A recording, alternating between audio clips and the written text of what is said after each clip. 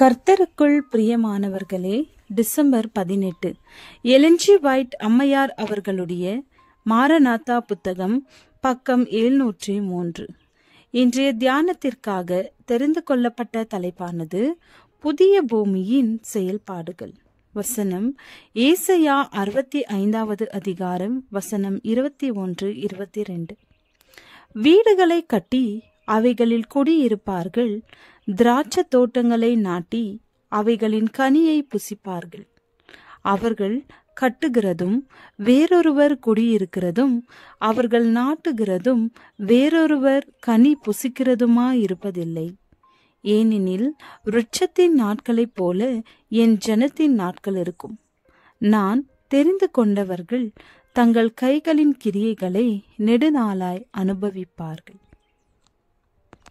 நாம் இறுதி வெற்றியை பெறும் பொழுது நமக்காக ஆயத்தம் பண்ணப்பட்ட வாசஸ்தலங்களை பெற்று கொள்ளும் பொழுது சோம்பலாக ஒரு வேலையும் செய்யாமல் ஓய்ந்து இனிமையாக இளைப்பாறுவோம் என்று எண்ணக்கூடாது.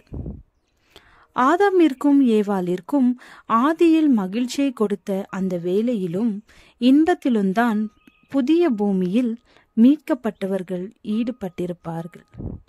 தோட்டத்திலும் வெளிகளிலுமாயிருந்த ஏதேனின் வாழ்க்கை மீண்டும் வாழப்படும். வீடுகளை கட்டி அவைகளில் குடியிருப்பார்கள், திராட்சை தோட்டங்களை நாட்டி அவைகளின் கனியை புசிப்பார்கள்.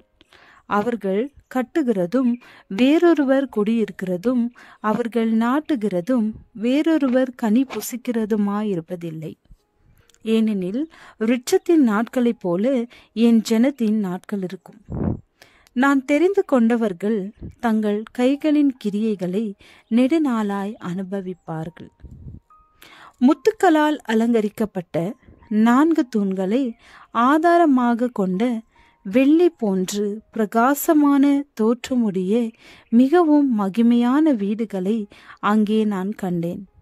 பரிசுத்தவான்கள் அவற்றை சுதந்தரிப்பார்கள். ஒவ்வொன்றிலும் ஒரு தங்க அலமாரி இருந்தது. அநேக பரிசுத்தவான்கள் வீடுகளுக்குள் சென்று ஜொலிக்கும் தங்கள் கிரீடங்களை அந்த அலமாரியில் கலற்றி வைத்துவிட்டு தங்கள் வீடுகளுக்கு அருகே இருந்த வயல்வெளிகளில் வேலை செய்ய சென்றனர். நாம் இப்போது செய்கிற வேலையைப் போல அல்லவே அல்ல. அவர்கள் தலைகளை சுற்றி மகிமையான ஒளி பிரகாசித்தது. அவர்கள் தொடர்ந்து தேவனுக்கு துதி ஸ்தோத்திரங்களை ஏறெடுத்து கொண்டிருந்தார்கள். நமது ஒவ்வொரு செயல்திறனும் விருத்தி செய்யப்படும். ஒவ்வொரு ஆற்றலும் வளர்ந்து பெருகும். அதிக அறிவாற்றல் பெறுவதால் நாம் களைப்படைவதும் இல்லை, சக்தி இழந்து சோர்ந்து போவதும் இல்லை. அங்கே மகத்துவமான வேலைகள் நடத்தப்படும், உயரிய நாட்டங்கள் எட்டப்படும், மேலான நோக்கங்கள் நிறைவடையும்.